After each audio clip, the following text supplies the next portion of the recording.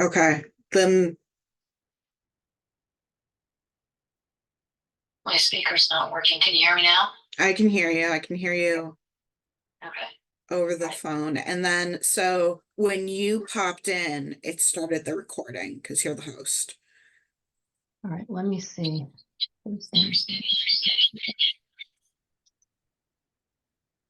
I can make you host. Okay. And you know, I'm just gonna leave this open and I'm gonna have it idling on the Okay. PowerPoint screen. Call me, go in a little early again and call me, and I'll just slip over to my work computer, okay? Okay, I mean, I can just leave this open though, right? Yeah, you can. I think I'll do that just in case then. Okay, and by the way, I was wrong, you have 8. So you had 7 signed up and you had 1 person signed up with 2 people. So there's 8 for tonight, plus Bethany is 9. Let me get back to that woman that just contacted me. I think, I wonder if I should even leave. I should just put my picture there. Hmm. That might work. Okay, just leave, I'll Yeah. just leave it open. Okay. All right. Let me go in.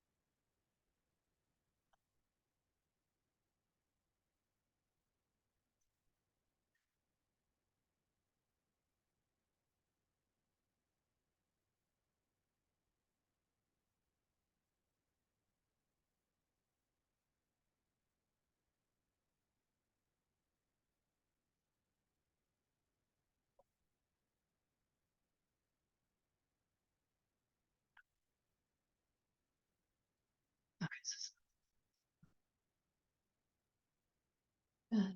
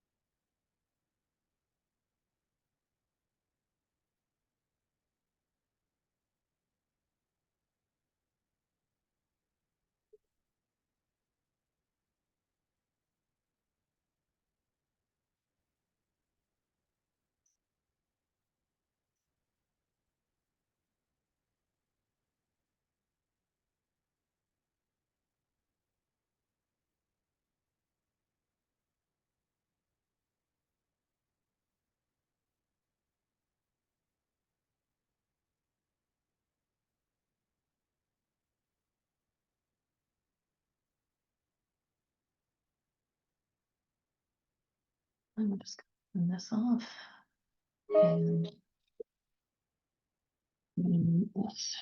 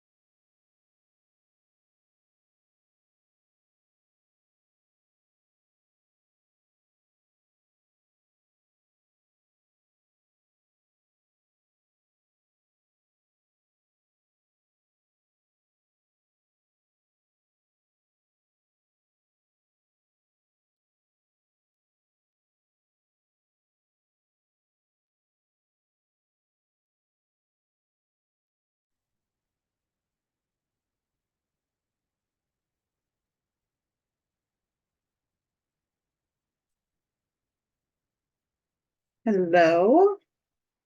Um, I'm just gonna wait for everybody else to jump in. Give a few minutes for that. Hopefully our Zoom link is working properly. But I suppose we will find out.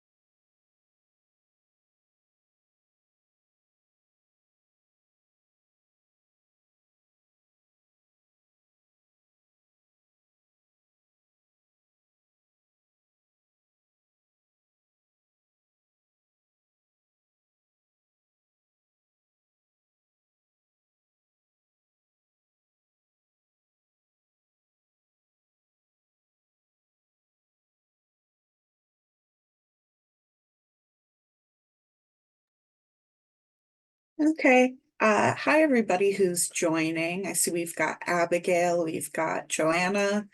We're just gonna wait a few more minutes and we're expecting about 8 people total, so we'll just wait while people are joining and you can enjoy this lovely goldfinch here on the screen eating some sunflower seeds. In the meantime, I think it's a nice little video to start things off. Okay, we've got another Mary has joined us.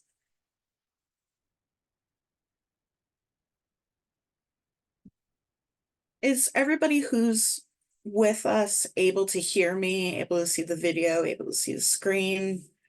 Let me know. Yes, you're fine, Johanna. All right, awesome.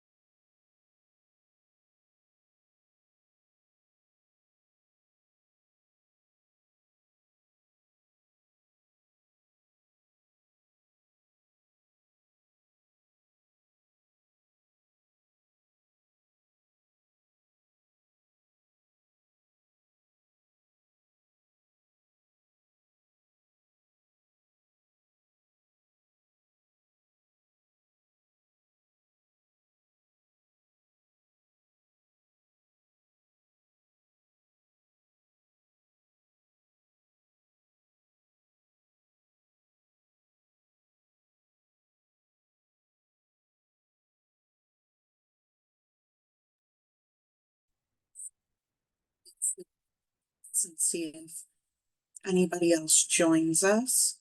In the meantime, folks who are here, where are you guys tuning in from? Southbury? Southbury, nice. I am Mhm. currently in Southbury at the center, bent to the river. Oh, But okay. I'm from Bridgeport, so I've Mhm. been getting used to Southbury, and it's wonderful here. It's a Oh, lovely yep. town. We go to Bent River a lot. We Yeah, live like 5 minutes from there. I'm jealous. I drive 40 minutes to get here. Yeah, really. Yeah, but it's a wonderful place to work for sure. Mhm.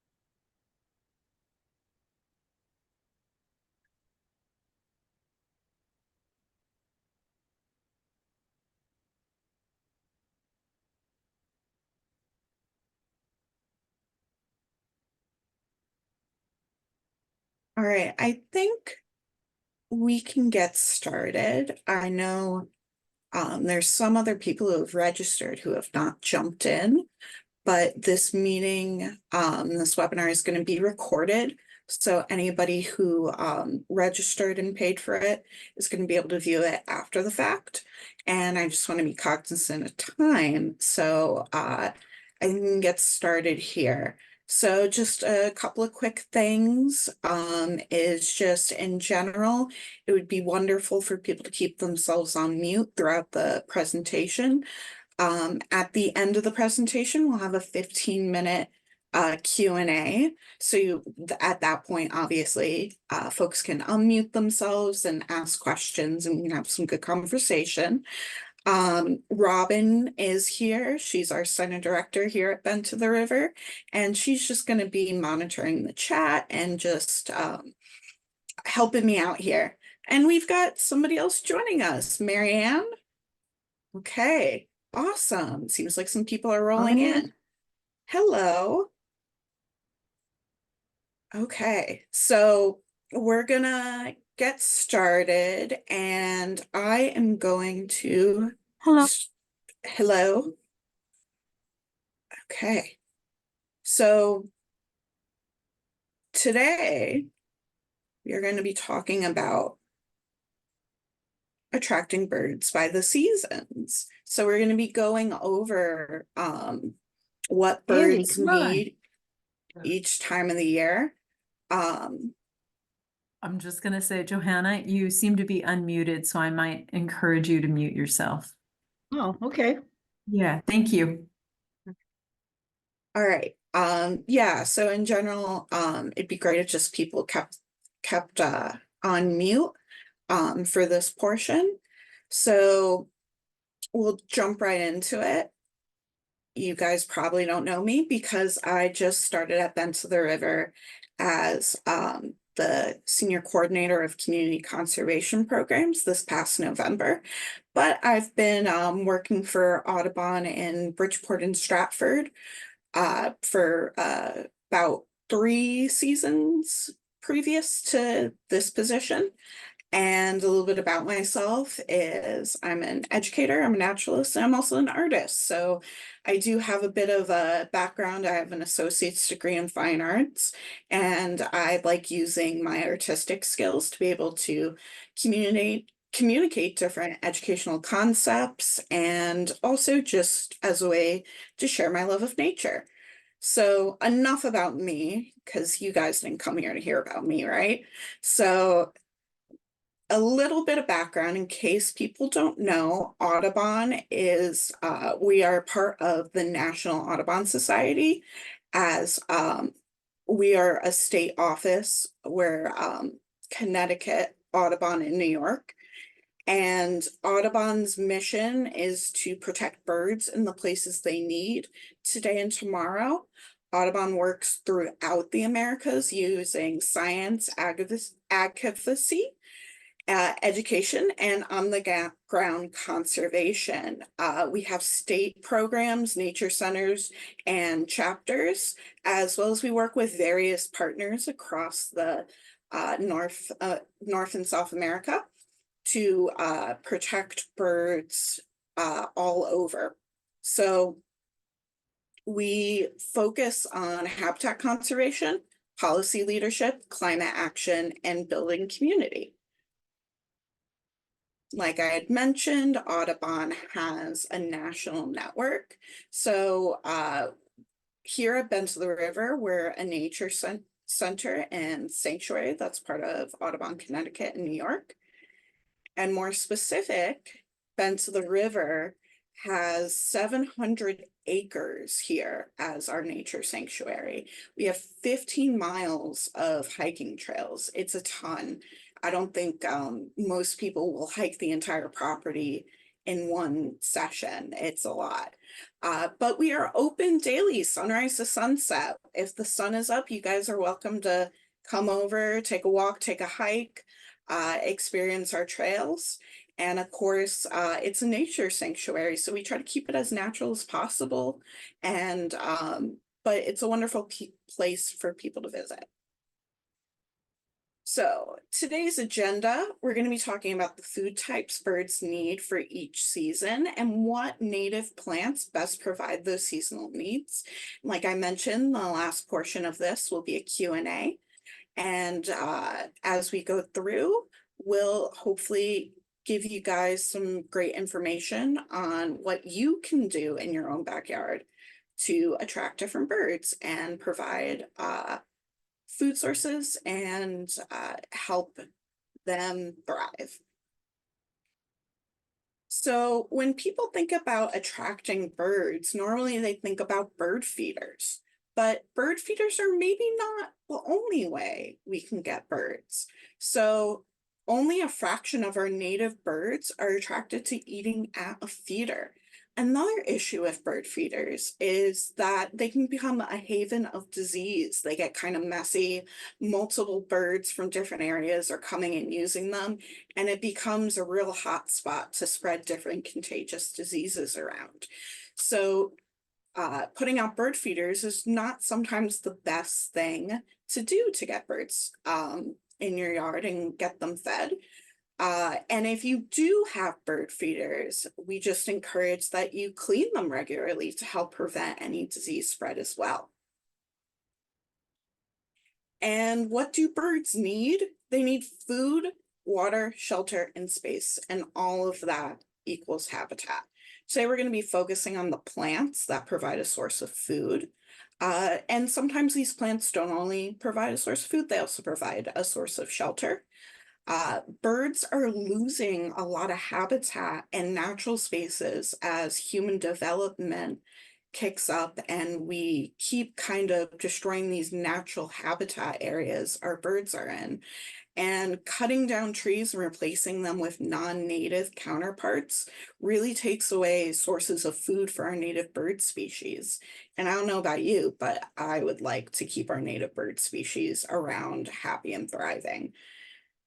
So one of the things is a world without insects is a world without biological diversity. So insects play a really important role in our ecosystem, and many bird species depend on insects for a food source.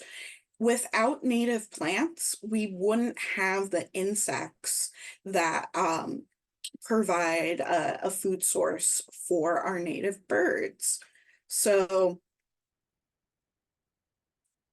the big thing with native plants is because insects have evolved over a long time, millions of years, they've evolved to eat really, really specific plants in their environment. For example, monarch caterpillars, and they need milkweed to fuel them and eat that plant. What happens is as we're losing native plants, we're going to be losing our insects, and then we're going to be losing our birds. It's a chain reaction. So one of the biggest things that's causing that is invasive plants. So an invasive plant is a plant species that is not from the ecosystem and currently is in. And another thing is that it outcompetes native plants. So on the screen right now, the plant we're have a picture of is mugwort. And mugwort is everywhere. When I realized it was an invasive and started really paying attention, places I went, I discovered it's almost hard to escape it. There's so much of it. But the thing is, our native insect species, our native bird species, and other wildlife, they really can't use these invasive plants as a food source, as the plants have adapted over centuries to provide food for the ecosystems they're native in. And when it comes over to a different one, it's not able to provide a viable food source for the native species in an ecosystem it wasn't designed for. So a lot of garden centers, Home Depots and Lowe's, they'll sell plants that just don't necessarily work the best for the wildlife in our area. So today we're going to talk a little bit about plants that do, our native plants. And without native plants, we're not going to have butterflies, which is just a shame in my opinion, because I think they're just wonderful. And they're beautiful to look at. Now, you've got a little true or false here. So you can feel free to type in the chat whether you think this is a true fact or a false fact. So chickadee parents need to find up to 9,000 caterpillars, 9,000 to raise one nest. So I'm going to give a second. Does anybody want to pop in, say, what do you think? True, false? Am I trying to trick you here? Is this not a true statement?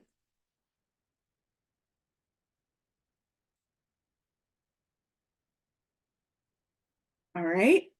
Well, to answer it, it is a true statement. Chickadee parents do need to find up to 9,000 caterpillars to raise one nest each season.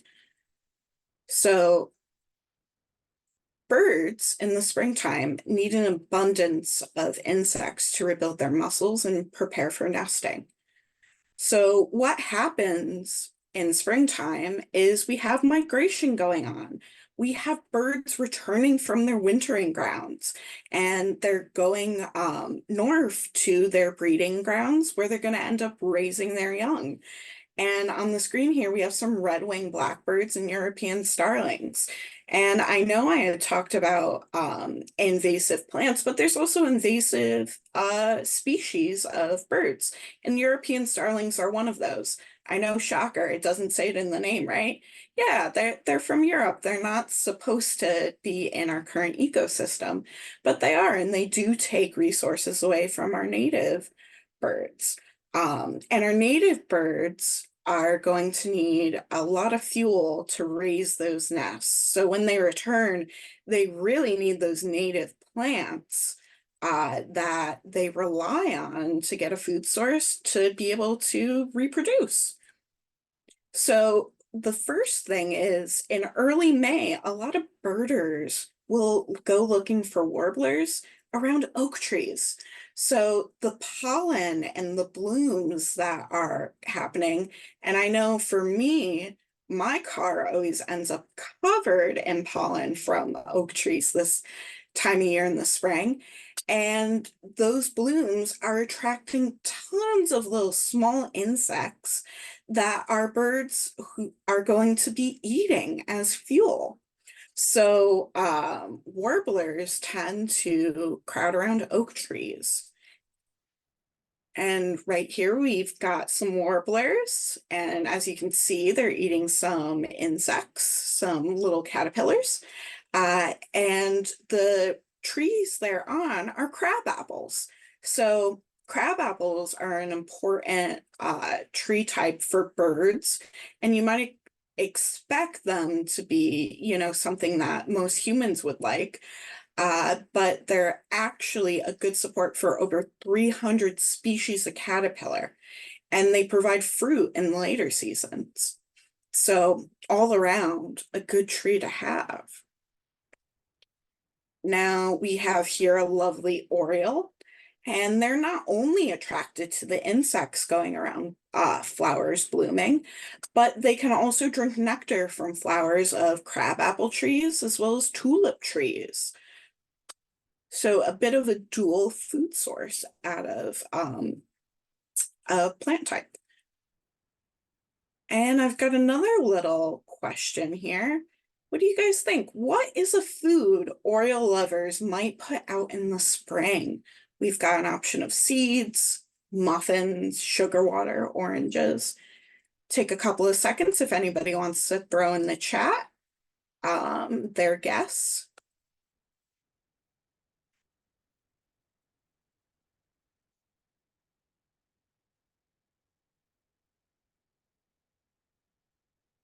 All right. Well, I won't keep you guys waiting in anticipation of the answer. The answer is oranges. So lots of birders will put out oranges and sometimes some other fruits like strawberries because the Orioles love it. They love oranges. And I think it's a cute way to remember them as they are a very orange bird. Another source for flowers that are going to be attracting insects are dogwoods. So they're a native tree that also blooms this time of year in spring. And I also think they're really pretty as well. And tulip trees are another one that once again, those Orioles love. Now, moving into the summer. So what's happening is birds have been raising their young, breeding in spring, and now they're a little bit overworked. They're a little bit tired, and they need to refuel. They need those sugary filled fruits. They're stressed out parents. We all know, parents work hard. So when we're talking about native berries, there are lots of different plants. So there's thicket sadbush, which is the picture right now up on the screen, a good source of berries for our birds. And highbush blueberry is our #1 recommended native shrub to plant. It especially is good to replace burning bush, which is an invasive. It has beautiful dark red and purple foliage. Their white bell-shaped flowers in the spring, and then their fruit in the summer hosts over 200 species of caterpillar as well. So it's doing double duty. I also personally am a fan of blueberries, so this plant serves me as well. So think of some blueberries for the birds and maybe a couple blueberries for me or any other blueberry enjoyers. I know we're out there. Another good plant for a source of berries in the summer is huckleberry. There's also red mulberry. Looks somewhat similar to raspberries. And our cedar waxwings are quite a fan of mulberries as well. Something else is that in the summer, there are plenty of flowers still producing nectar, which are vital for some species like our ruby-throated hummingbirds here in Connecticut. And they've adapted a specific type of beak to be able to reach in and get that nectar from certain small flowers. So planting native wildflowers in your garden, even a small patch, will attract a variety of not only those nectar-loving hummingbirds, but lots of insect species. And as I've talked about a little bit before, without these insect species, we're not going to have our birds. So it's important to think about the whole continuum of the food chain here.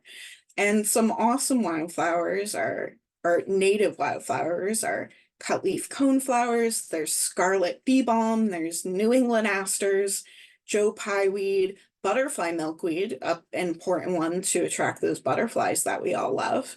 So it's often a really easy thing to do is to plant wildflowers, and they serve not only as a beautiful addition to a garden, but a really important source of food for our bird species. And this little guy here, a hummingbird moth. I remember when I was a kid, I used to think these guys were actual hummingbirds. But they're another important part of our ecosystem. And just like our actual hummingbirds, they're attracted to flowers for their nectar.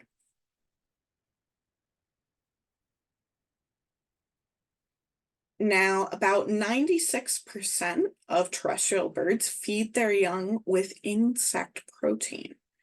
So, like I mentioned before, insects are really important. And as much as, you know, some of us may or may not like mosquitoes or those annoying insects that get into our house, the fruit flies, they're an essential part of our ecosystem. So summer is a great time for caterpillars to be out and about getting their food so they can overwinter. And this will entice a lot of our native bird species to go all out and eat a ton of caterpillars, and they're fueling up for fall migration. So here we have an American kestrel feeding one of its young, a caterpillar. And take a couple seconds now to take a guess. Which tree hosts the most caterpillar species? Feel free to pop it in the chat or just take a guess in your head.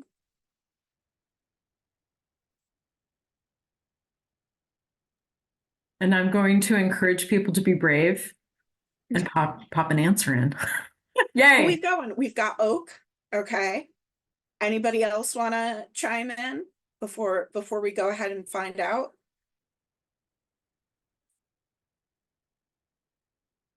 All right. Well, I won't keep the rest of you waiting in anticipation. And guess what? It is oak. Our oak trees host 557 different caterpillar species. That's a ton. I can't even imagine that. But the other trees that I mentioned, they still hold a ton of caterpillar species, even if they're not a whole 557. We've got 456 for willow and even 200 to me. That's an insane amount of caterpillars. And all those caterpillars are going to be great fuel for our birds. So in the fall, we have birds that are preparing for their long migration back to their wintering grounds. So they're going to need to fuel up. They've been eating caterpillars all summer, but now in the fall, they're going to be looking for fat, heavy fruits. They need to put on a little bit of weight to fuel them for that long distance flight. So a great source of native berries are viburnums. There's a ton within the viburnum family, and the majority of them really produce wonderful fat-filled berries that our native birds are going to be snacking on this time of year. Another one providing great berries is gray dogwood. I think these are kind of neat looking ones too. I like the variety of berries that you see throughout the fall season, and I think it's a nice pop of color to have some white berries. I know in my head I usually think about berries and I'm thinking red, but it's a fun addition to the colorful colors of autumn to have some white gray dogwood berries. And birds love them. They're delicious. Another one is cranberry, high bush cranberry. It's actually not related to cranberries at all. It's not even a berry, but it kind of looks like one. And it's a great source of food for our birds. It's not a berry, and it has a stone instead of seeds. So even though not technically a cranberry, it's still a great source of food for our birds. And here we have beautyberry. We've got these lovely fuchsia berries that our birds are loving. And it can be found more a little bit southern in Connecticut, but it's still vital for late summer fall berries for our migrating birds. Now, I had talked about how our birds are looking for fat-filled berries. So an example here is we talked about native plants versus non-native. And this slide here is a really showing the statistics of why our native plants, our native food sources are going to provide more for our native bird species. So we have multiflora rose. It's pretty, but you know, its average fat content is below 1%. It's 0.99%. Versus we've got those gray dogwood berries, and they're 34%. Well, 34.90, I won't round up, average fat content. So we're going to think our native birds are going to want to really eat the gray dogwood. They're not going to want to go for that multiflora rose. I know as a kid, and this was a hard thing for me to hear, that Japanese honeysuckle is not a native plant. And it really doesn't provide any more fat content as well. Maybe nice for us people, but it's really not great for our ecosystem, our native species.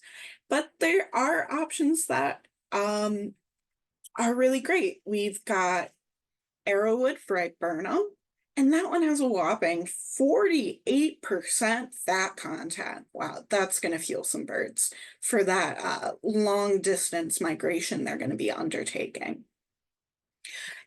So this is just another kind of reinforcement that it's really important to be planting native plants and trying not to introduce more non-natives. Now, another question. I know. I'm pelting you guys with questions, but I hope they're a little bit fun. So take a guess. Monarch butterflies really benefit from the blooming of this plant in fall. Pop it in the chat, be brave, like Robin suggests. So there's no harm with having a wrong guess either, right? You know, I'm not grading this. This isn't a test. All right, let's see. Does anybody have any guesses? Okay, we've got a guess. We've got a guess for milkweed. Let's see. Anybody else? Milkweed again. It seems like the guesses are leaning towards milkweed. Anybody else? All right. I'm gonna shock you guys. It's not milkweed. It's goldenrod. So whereas monarchs lay their eggs on milkweed and then their caterpillars eat milkweed, what's happening in the fall is as those migrating monarchs are beginning their journey, they are actually doing that at the same time goldenrod is blooming. So it's a really important plant for monarch butterflies to stop and fuel up on nectar from goldenrod. So it has that, you know, timing relationship with this species. So I like that you guys were guessing milkweed and you were close, but it really is goldenrod. I know some people have some goldenrod allergies. So if you have a goldenrod allergy, I won't push you to, you know, plant goldenrod. But if you don't, it's a really great plant to help support monarchs in their migration. Okay, now we're getting cold. We're moving into winter. And as the temperatures start to drop, our birds that are sticking around here in the winter, they're going to need some tough roots. They need to fuel up to keep themselves warm, to keep themselves, fat for the winter season, because certain food sources become more scarce in winter. And it's important that the plants we have for food sources are around for this time of year, as there's not as many options, like for instance, in the spring or in the summer. And here we have a lovely mockingbird and looking very fluffy, very poofy for the winter season. And it's eating a winterberry. So winterberries are really, really great for a good source of fuel for our birds in the winter. Something that it might shock some people is birds actually won't eat winterberries until they have had a hard frost or a freezing event, because what happens is the cold lowers the bitterness and the acidity of the fruit. So birds are only going to be eating winterberry after a cold front comes in, we have a frost. Because otherwise they're a little bit too bitter, they're a little bit too acidic, they don't really want to be snacking on them. But once that cold happens, they're all over that winterberry. Now, another great source of berries is bayberry. And what's really awesome about bayberry is, for one, if anybody has ever touched a bayberry plant or sniffed it, they smell really, really nice. They smell very medicinal and very pleasant. And it's pretty tough. And in the winter, there's a lot of salt out on our roads, along curb lines, around, driveways. But bayberry's pretty salt tolerant, and it's a pretty hefty plant. So it's something that's going to be durable and lasting and provide a food source in the tough, cold winters. And it also grows nicely if it gets trimmed up into a nice hedge. So anybody looking to kind of create like a privacy hedge or something like that, bayberry might be a good option for you.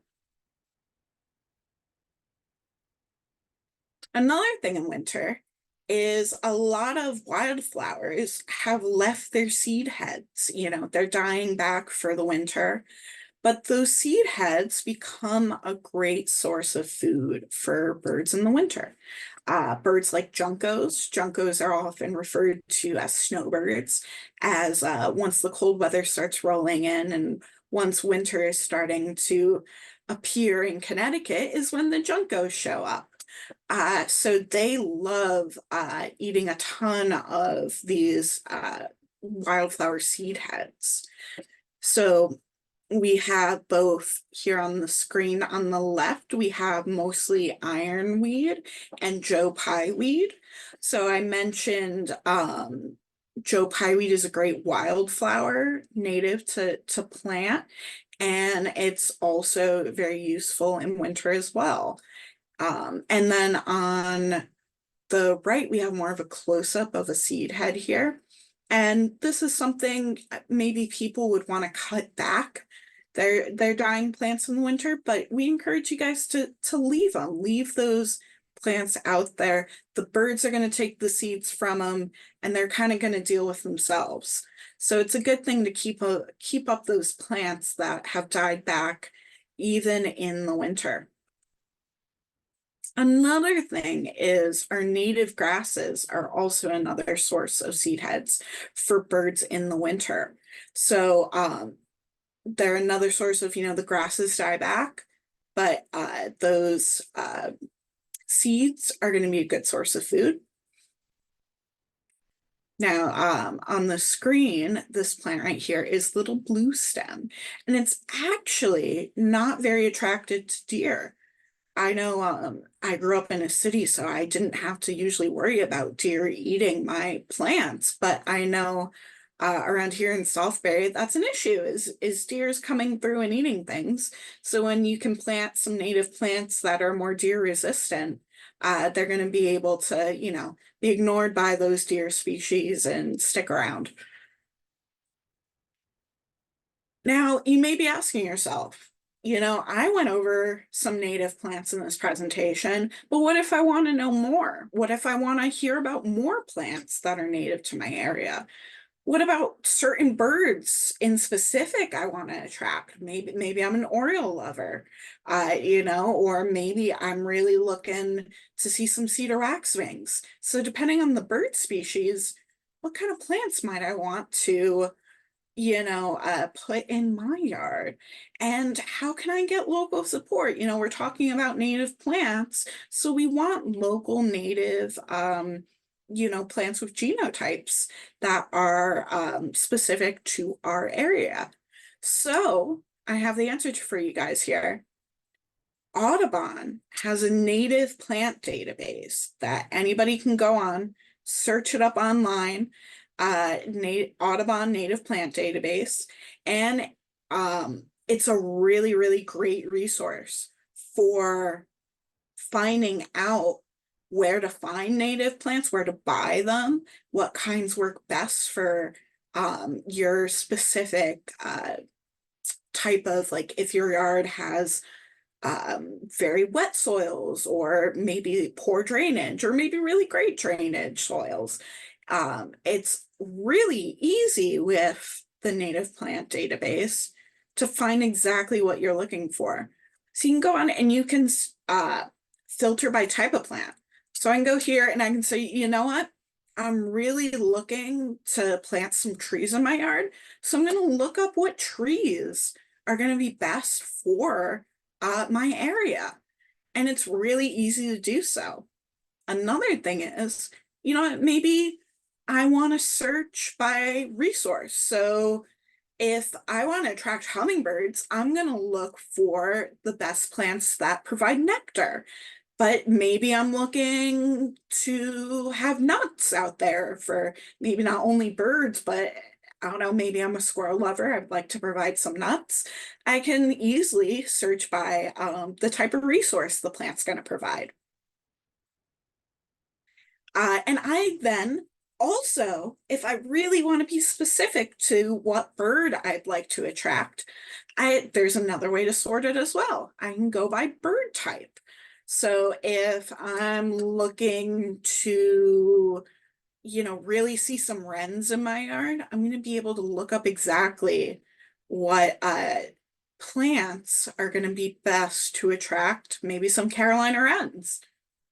And the really cool thing about the native plant database is it's super easy to use. It's very straightforward, and it gets people to have more information, to learn more, and it's a fun thing to just go through and peruse and browse and learn a little bit about.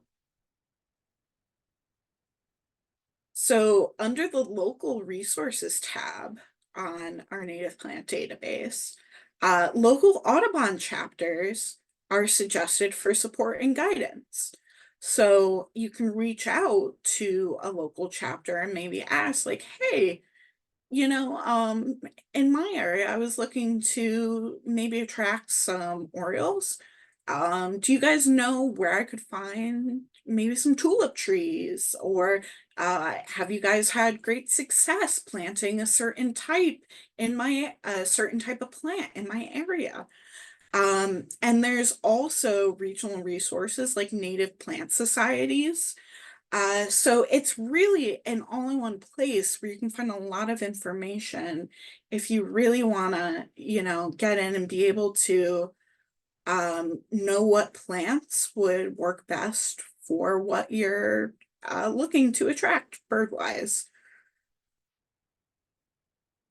And further down, you'll find on the local resource tab, you'll find an expandable list of local nurseries, so you know where to buy your native plants. There's also online retailers, so you could, order online, have it delivered, as most people do nowadays. And it provides an interactive nursery map.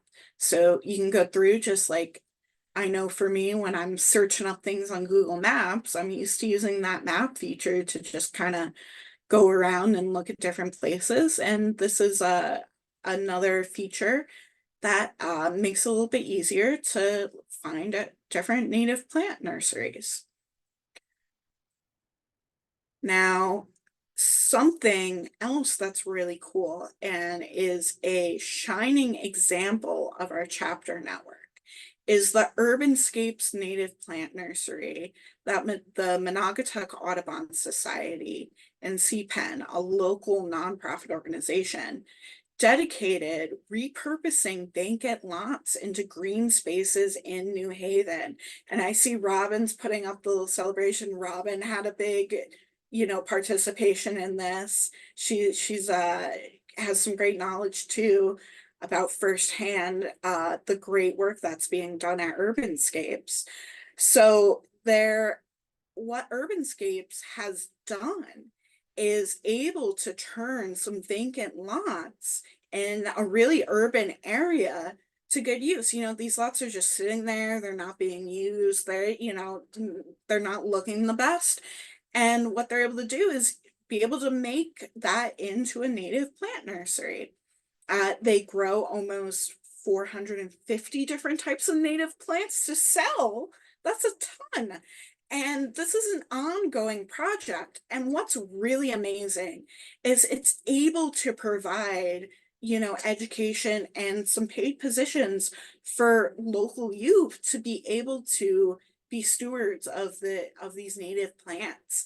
And they may start off, not knowing anything, but then they end up becoming these awesome, amazing native plant educators, and they know exactly, they're a great source of information about our native plants and how to care for them because they've known firsthand how to cultivate and grow them. So this is a really amazing thing to have in New Haven, an urban area. And it's going to also be a great place for people who want to support to buy native plants for them, but they're also giving away native plants to people in the local community in New Hallville, where the nursery is located.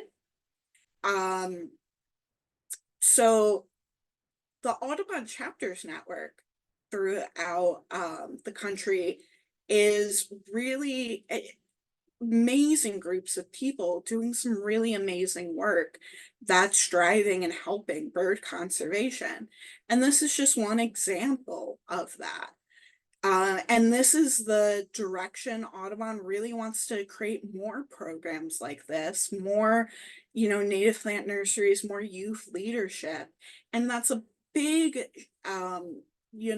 goal of Audubon, is to make different conservation, whether it be bird conservation, native plant growing, stewardship of our wild spaces, and be able to expand that not only to, Southbury is a wonderful place and we have this wonderful sanctuary here, but we also want people in cities. We want people in Bridgeport like me being able to experience wonderful natural resources, be able to have native plants growing in our cities, to be able to plant native trees that are going to benefit not only our birds, our wildlife, but they're going to benefit people. So this is a really great example of some of the stuff that can happen. Now, you may be wondering, well, I talked a lot about different plants, different trees, different things, and maybe you guys were taking notes or maybe you weren't, but right now I've got a slide up with all the plants mentioned. So feel free to take a couple seconds, do a screenshot, write it down. Well, I don't think anybody would want to write it down. And we can also send out a document, like a Word document that also has all of these plants mentioned as well afterwards. And this presentation is also recorded, so you guys will be able to have access to it as well. So this slide is just a really, it's a lot of different plants. And maybe throughout the presentation, you were like, you know what? Those oak trees, I would really like to get some warblers, around, and they really do supply a great source for natural caterpillars. So feel free to, take a little bit and just take note of these different plants. And Jane, yep, I will be sending out a Word document with all this information as well. That will be shared. All right. Now we're getting to the best part of this presentation. It's where you guys get to ask me questions and I get to respond, and we can have some awesome conversations. So at this point, people are welcome to unmute themselves, and you can type questions in the chat and Robin can relay them to me. Also, there's a feature in Zoom where you can kind of raise your hand if people want to start speaking, and that's just a great way to know who would like to ask a question. So I'll open it up.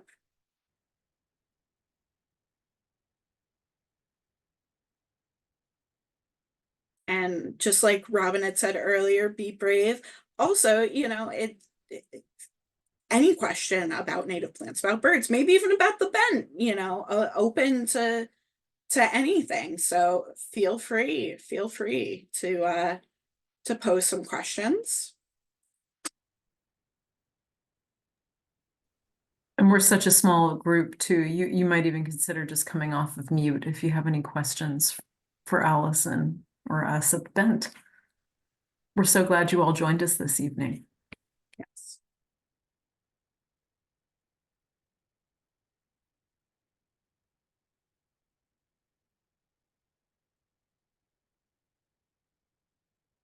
I can't believe this, guys. No questions? Oh, here we go. We've got some in the chat. Okay. All right. So it sounds like Bethany is asking if there's a native plant you're fond of in particular. Ooh, that's a good one. That's a good question. I gotta say, I'm pretty partial to blueberry.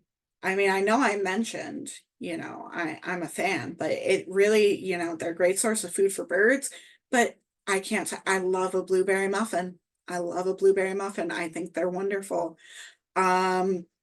But you know what,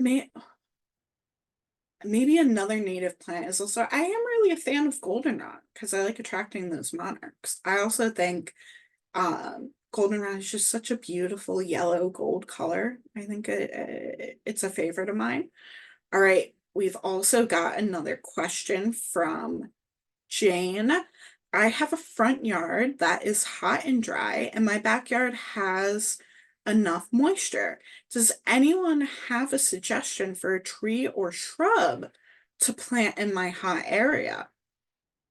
Let's see. Let me think about this for a second. Okay, we've also got, okay, Bethany was just sharing a thank you. So I think something that's going to be heat tolerant more is, I think trees are pretty hardy. I would say also bayberry, it can withstand those winter months, but it's also a hardy native. And I think also you're saying it's a front yard. So I'm thinking about bayberry as, if it's close to a driveway or something, that it's also going to be able to field kind of, salt coming off in the winter. Things like that, things that are woodier, maybe less wildflowers, or maybe like those kind of perennials and annuals. I'm thinking more trees. I think trees and larger shrubs. I think bayberry would be a good option. And I'll also ask, we're a small group. Does anybody else have any suggestions? Maybe they've planted something in a hot area in their yard and it's been working out.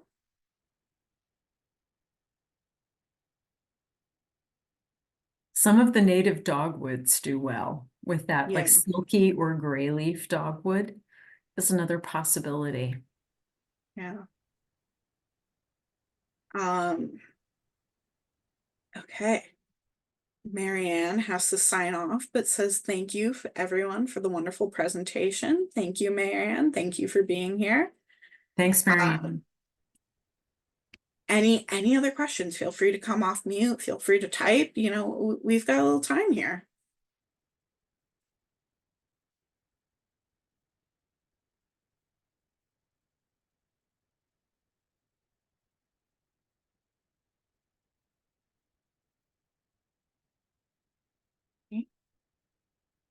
I'll leave it for maybe a minute more to let's, if anybody's typing, give them some time, but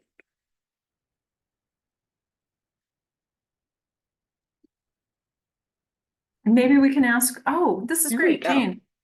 Are there some shrubs that are about the same height for a shrub row? you That's a know, good question.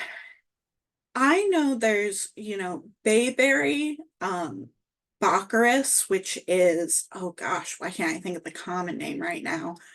Oh, I really should know the common name of Baccharis, but it's another native shrub.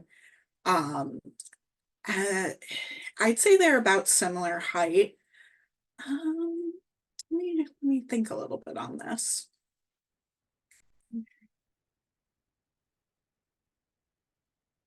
I would say also, I think both like, hold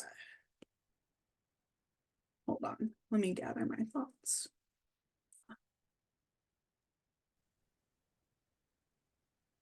I would say, you know what I I love bayberry for that. Like, if you don't mind me stepping in, like bayberry is a wonderful one just because it has leaves not dissimilar to like a boxwood, or some of the other shrubs, and it really does grow at a particular hedgerow height, and yet has these berries that are so fueling and nutritious for birds in the winter. In terms of variety, some of the native shrubs that get sold a lot at urbanscapes have to do with the various like chokeberries, but those end up getting taller. So like red chokeberry, purple chokeberry, and then some of the others, gray dogwoods and silky dogwoods are going to be taller. They're going to be sort of on the same order as a crabapple in terms of height. So that's almost like a smaller tree. Spice bush is another one that you can think of. But again, that's going to be more on the line of gray or silky dogwood. It's going to be a smaller tree-like shrub as opposed to a hedgerow. Bayberry is really the one, like Allison was saying before, that stands out as a hedge type of shrub that's wonderful for natives. Thank you for that, Robin. And I think too, bayberry it's really hardy, it's good as a shrub, and I hear you on like loving variety. And I think maybe, adding in along a shrub line, maybe some smaller wildflowers or things like that that has a bit of that protection from the bayberry. That might be a way to kind of break it up and get a little bit more variety, actually. But that's a really awesome question. Right. Oh, where are you coming from? Just typed in saying they're from a different region of the US. Oh wow, Oregon. Oh my gosh. That's a long distance away from Connecticut. But what's really great is, like I mentioned, that native plant database, you can be searching for, you know, what works well in your area. And it's a great resource because depending on the region, the plants that are native to it are going to be different, and they're going to provide a different need for the specific wildlife that lives within that region. So while we did kind of talk a lot about plants that work well in Connecticut, just because, you know, that's what we're familiar with and based in, what's really awesome about that native plant database is regardless of where you are, you can have the chance to look and find different resources and different native plants that are really specific to that region. So that's awesome though. I love that you joined from Oregon. I'm originally from California. So here in Connecticut. And Jane, I did just send you the link for the native plant database. And the brilliant thing is all you need for that is your email address and then your zip code, and it will give you like specific suggestions for that region. Oh, good. You've used it before. All right. You're old hat at this. Good. All right.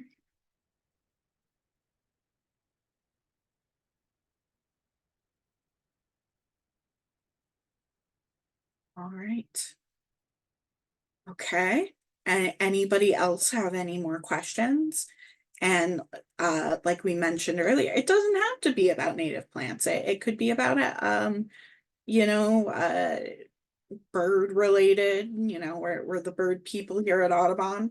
Or any questions about you know, our center specifically or anything like that, feel free. We've got time. We are here till you know, answer everybody's questions. So we'll wait a little bit more and see if any more pop in the chat.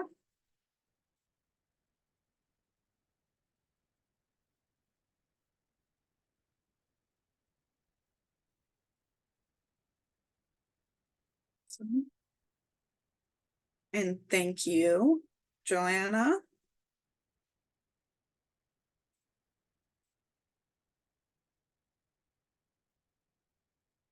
Oh, thank you, Abigail, for I'm glad this presentation was really informative. And I'll be honest, I'm a little nervous because this was the first time I'm doing a webinar here with Audubon. So I'm very gracious to have all of you folks here. You've been really wonderful and have been asking some great questions. And I'm glad it has been enjoyable.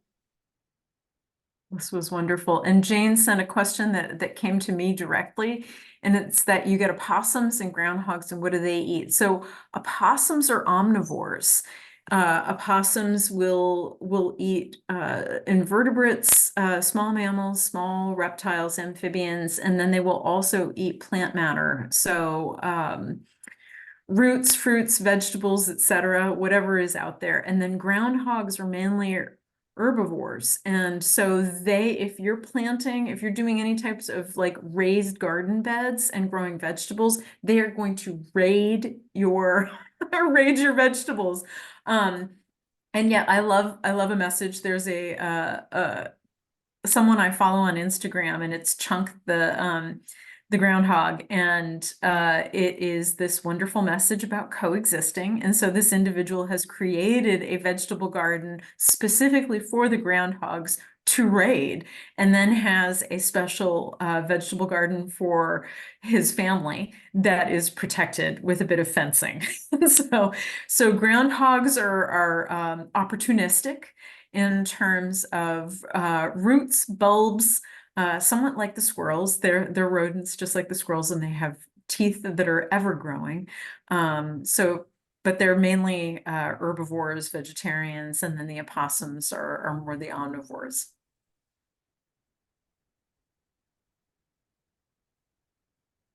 Great.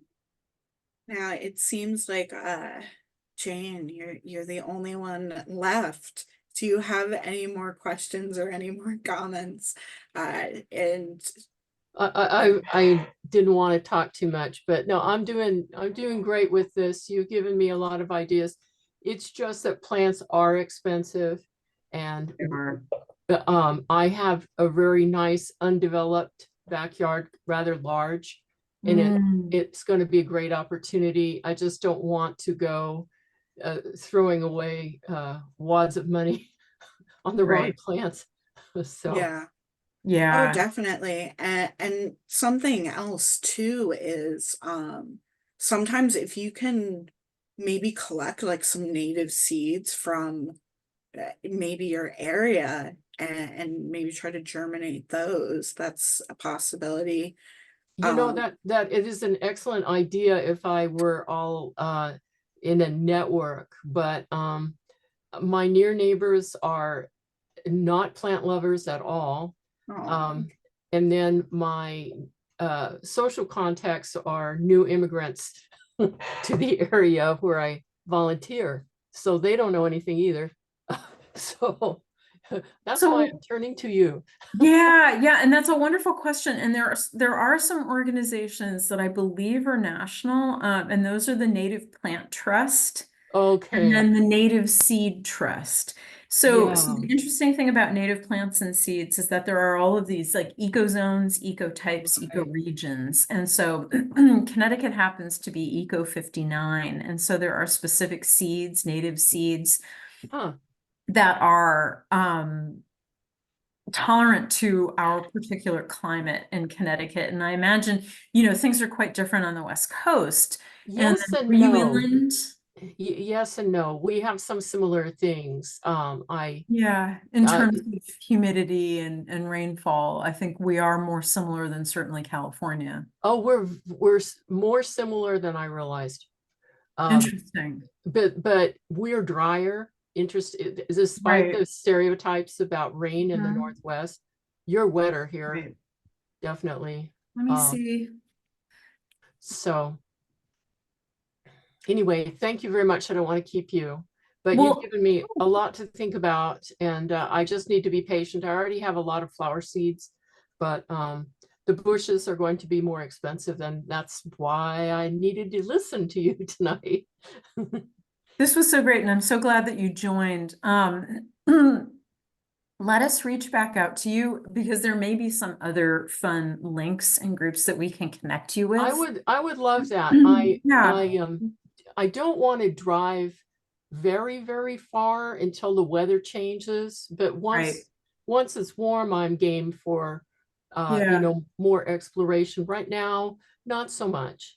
Where are you close to? What's the city that you're closest Well, to? I'm in West Haven, but as I say, we have an old house Yeah, with a really large undeveloped backyard, which is perfect for my purposes. right.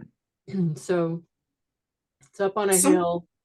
And the neighbors only believe in mowing grass. That's it. I know. I'm sure you've dived into like the Doug Tallamy resources, the uh bringing nature home. He's a wonderful advocate for native plants and then also structuring your native plants so that you're providing great habitat for insects and birds. And Right. it's Doug Tallamy, and it's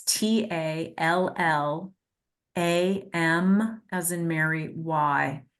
Doug His, Tallamy. yeah, his best known book is Bringing Nature Home. Mm-hmm. The most recent one is Nature's Best Hope. Mm-hmm. And he is also the creator and advocate for something called Homegrown National Park. And Oh, that is, that's nice. yeah, and it's a movement for people to transform exactly what you're saying, which is transform their yards and their Right. grass Right. into native plants for ecosystem diversity. He's not necessarily always the best source for specific region Right. native I've run plants. into that quite a bit. I've bought books where Right. they were simply in the wrong Yeah. for me. Yeah. And I'm very hesitant to buy books for that reason because I've had to give away enough. Yeah. So Yeah. something he's just more an advocate for the philosophy behind it, which I think Yes. you're already on board with. I pretty much am, yes. Do you have an Audubon society near you that you're aware of? Um, Well, I'm in West Haven and a little further east and on, let's say, I believe less than an hour away, there is an Audubon Society. Okay. And, They may be a good source. yeah, Um, I noticed they sell plants at yeah. certain times of year. I missed the last one, but Right. I'm ready now. Yeah, but they may be able to even tell you about distributors that they're That's using. good. Yeah, like Good. various nurseries that are selling them bare root shrubs or providing seeds, etc. There are a lot of like what we've been doing, we've been buying plant seeds from like eco type, because what I was talking about before, there are these particular eco regions depending upon your longitude, latitude. Right. And so, you know, contacting them might be good to find out who they're, if they can't answer the question, then maybe the distributor for their seeds and or shrubs, bare root shrubs, might be able to help you with that. So it might be a little bit of a daisy chain to get to the right Right. answers. I have found that's already true. Mhm. I was going to ask you, I'm a little bit, some of the sources online are not exactly in concert with everything you said, and I don't want to judge, but I've been a little bit confused by viburnum, which looks really like a fun thing to plant. Right. And there And are, so again, the viburnums are going to be tricky because we're in a completely different part of yes, the United States than you are. yes, And yes, so that's probably where the confusion is yes, lying, is that you need to connect with what is native in your part of the country. Like, yes. you know, it's You always mentioned, the thing with webinars where we don't know yes, exactly where people are going to be situated, but this right, presentation was absolutely directed towards people who are in New England and in right. Well, particular in Connecticut. And so right. I think exploring some of the native plant resources that are more specific to you, to where you are, and unfortunately, we're not going to be as well versed on that because we are situated in Connecticut. Well, I am in Connecticut. Are you Oh, not? I thought you said you were in Willamette, Oregon. Honey, I was saying that's where I'm from. That's why I don't know. Oh, I'm not, wow, no, we went down a total Okay. rabbit hole with that. Yeah, okay. Are no, I you, would never join a group in Connecticut. We were like, oh wow, I this is mean, amazing. I We've would got people never, from if I Willamette, were in Oregon Oregon, here. I'm not that, Yeah, I'm yeah, really yeah. smarter Okay, than got it, that. got it. Um, Trust me. so yeah, coastal is a little bit, you know, I live in New Haven and Yes, viburnums do quite well. Like I'm just a hop, skip and a jump from Woodbridge. And, you know, while that's considered more inland than say coastal West Haven, right. viburnums do incredibly well. So That's what I was hoping. They, arrowwood, absolutely. Maple leaf viburnum is another one that oh, maple leaf viburnum. Thank maple you. leaf 'Cause viburnum it's tiny. You know, I mean, it is definitely under of the understory in okay, most I've forests. got an oak and I kind of want to know if I should or could put anything under it. And I understand the concept of Yeah, understory very well because I grew up in a woodsy area, but that's not where I live now. yeah. Okay, Yeah. Maple leaf viburnum is great. It grows under lots of like tulip trees, oak trees, and maple trees. So it awesome. does very well in forests like that. It deals with wet and you know the thing is that's so great about the native plants is most of them are very drought and like abundant rain tolerant. They're Of much more course. tolerant of Mhm. the vagaries of our climate systems. Right. You just gave me some, yeah, I would like some understory plants and you know, as you know, you can't go to a Right. nursery with any nursery and start talking understory and expect anyone to understand you. I do not Yeah, understand. absolutely. But the dogwoods also can do well. It's understory. Yeah. Yeah, absolutely. No, that makes sense. That makes I'm total trying to think of sense. some of the other things. I think I've got plenty. I Okay. would normally, you know, observe the distances for things like tulip trees, crabapple trees. They all have their, you know, maybe 9-foot radius or whatever. So a the- tulip tree is the tallest tree in Connecticut. So just so you're Is aware. it really? Yeah, absolutely. Those grow to be Wow. 150 to they're the tallest tree. That is really different in Oregon, really different. Yeah, tulip trees are definitely like those are the ones that came down unfortunately in the microburst / tornado back in 2018 on our property at the Bent. But they're brilliant. That's wonderful. I can't put one in though. No, huge, absolutely huge. I wish, but no, I don't have that much room.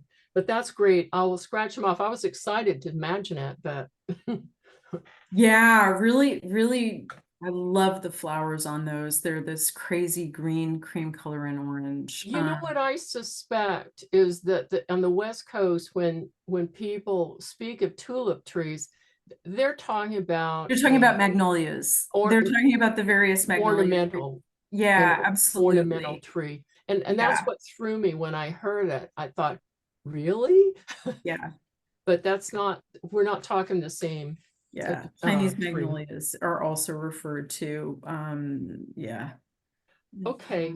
Yeah. You've given me, sorry to mislead you. I thought by context it made sense, but apparently it didn't too. Oh, no. It's and okay. It's that's okay. on We were our like, end, too. wow, somebody's Hey. joining from Oregon. That's That makes no sense amazing. whatsoever, but That's okay. That's okay. Connect with us again. I Because will.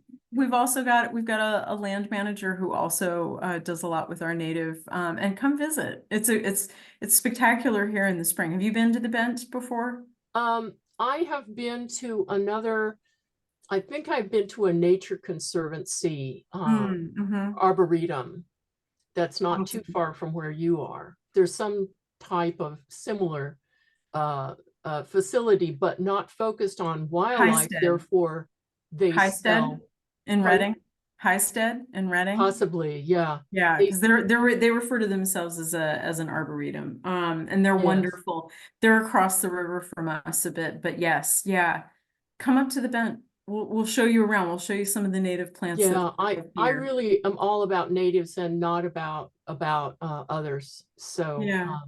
I've got to be careful with my time. Yeah. So I thank you very much. And see, I got all this personalized attention. No, it's Unintentional. wonderful, but this means actually the Doug Tallamy resources that I shared with you are much more apt. Because he's in Pennsylvania, and so a lot of Oh, what he sure. refers to is in our zone. Yeah. Yeah. Yeah. This is so very coastal though, so very wet. Yeah. How close are you to the coast there in West Haven? Well, I think as the crow flies or probably a mile or less. Okay. All right. So seaside goldenrod is not going to work where you are, but there are lots of the Canadensis is going to work. Flat top. So there are tons of native plants that will absolutely thrive where you are. Yeah, I figure the fact that there's so much natural moisture has got to be good. Mhm. Yeah, absolutely. And you're not far from, what Allison was talking about. So once Urbanscapes opens up in probably I April. noticed that would be fun. Yeah, so if you go on the Monunketuck, let me I can drop it in the chat, or we'll follow up with you. We'll send you an email afterwards. Monunketuck Audubon Society, which is coastal from Orange through Madison.